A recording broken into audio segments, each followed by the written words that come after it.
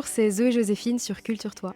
Alors j'ai commencé la musique quand j'avais 5 ans par du solfège, puis du piano quand j'avais 10 ans et c'est à ce moment-là que j'ai commencé à composer mes premières chansons et depuis j'ai jamais arrêté et j'ai décidé de créer mon label l'année passée parce que j'avais envie d'autoproduire mon premier projet et de tout choisir et donc j'ai entièrement autoproduit le premier EP qui est sorti l'année passée.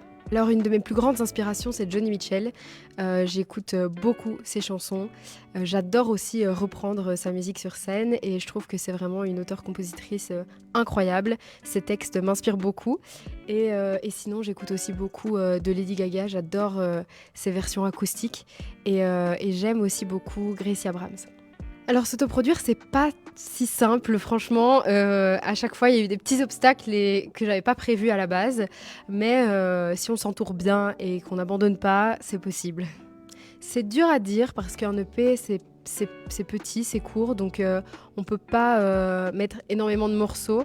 Et donc je trouve que c'est difficile de construire de A à Z un univers. Je pense que c'est plus possible sur un album et c'est pour ça que je me réjouis d'un jour sortir un album pour pouvoir vraiment construire tout un univers de la chanson 1 à la chanson 12, 13.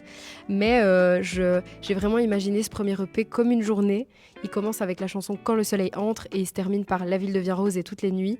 Vraiment comme le cycle d'une journée. Et il parle vraiment de tout ce qui se passe autour de moi, que ce soit des choses plus proches ou vraiment du monde qui m'entoure.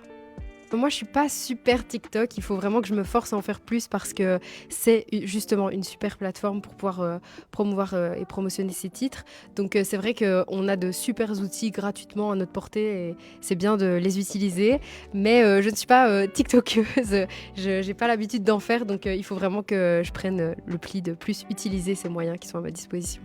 Oui, bien sûr. Alors, je serai au Festival Légendaire le 27 juillet et je serai aussi au Solidarité à Namur le 24 août. Et donc, il y a aussi d'autres dates cet été qui arrivent.